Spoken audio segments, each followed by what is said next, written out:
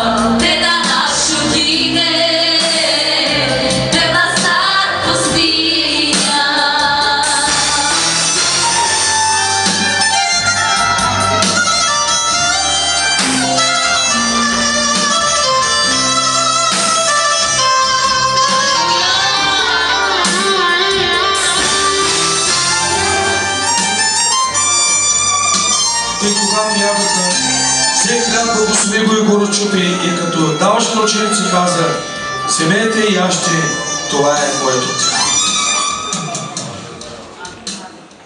Нека всички да дигнем, да кажем: Господи, благодаря ти за тази история.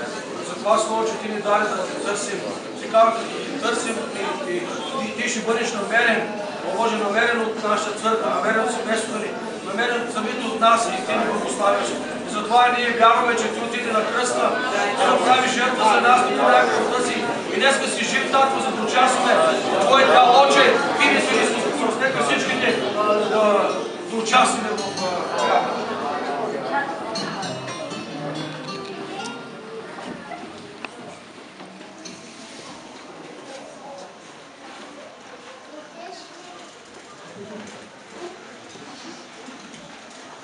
Взе и чашата и като благодари на Бога, даде им каза: пийте от нея всички, защото това е моята кръв на новия завет, която за мнозина се пролива за прощаването на вашите грехове.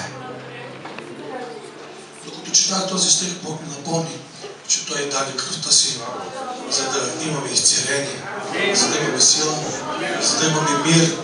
Ние участваме в Господна трапеза, не защото, още веднъж бих желал да кажа, не защото ние сега ще се изцеляваме и сега ще се спасяваме, а понеже вече Бог е промислил за нас. Ние преди това сме изцелени, преди това сме спасени. Ние сме, кажете, изцелени. Ние сме спасени. Нека всички да пием от кръвта на Господа. И ние сме опрощавали, кажете. Бог ни прости. Чрез Исус Христос. Кажете всички амин. Хайде всички заедно да издигаме ръце да молим.